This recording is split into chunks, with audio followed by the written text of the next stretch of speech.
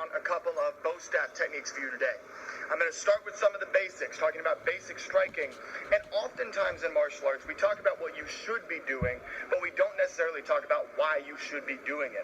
So with a couple of essential bow staff techniques, I'm not just going to show the technique and show the proper way to do the technique by competitive standards, as well as many traditional standards, but we're also going to be talking about why we actually do the techniques in that specific way to give you a deeper understanding on this Technique Tuesday.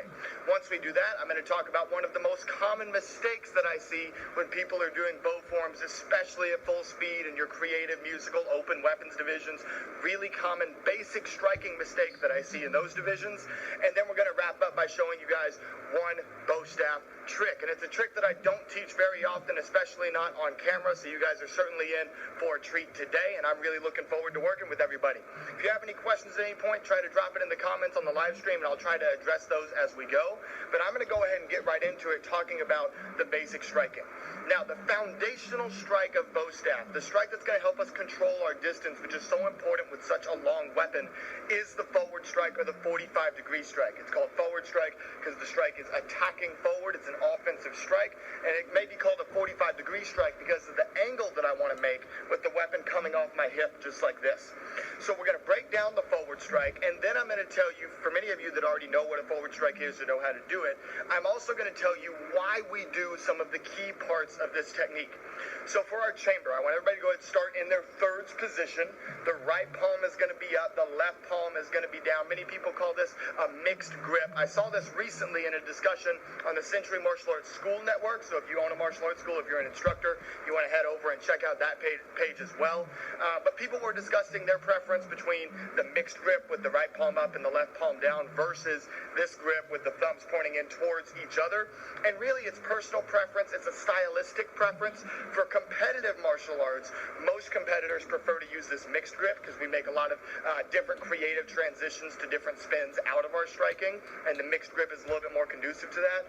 But they're both rooted in traditional foundations, and in combat, you can use whichever one you need in order to defend yourself. Now, disclaimer, when I talk about bow staff striking and I talked about practicality, if anybody was to ever attack you and you are lucky enough to have something that looks like a bow staff in your hand, you should not try to forward strike them. You should not try to do an up, down, side, side like we're going to talk to.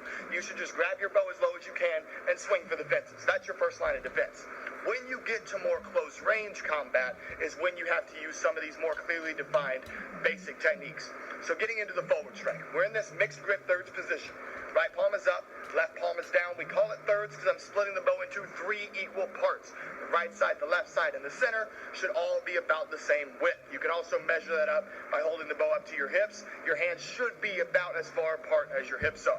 For the forward strike chamber, feet are going to be together.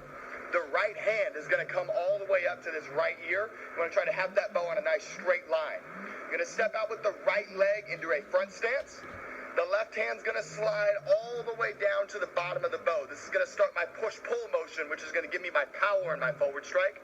That right arm's going to go ahead to full extension. I want to point the tip of my bow straight at my nose and then rotate that wrist all the way through. And this rotation of the wrist is the key step that we're going to talk about today, as far as not just the fact that we do that technique, but why do we do that technique, right?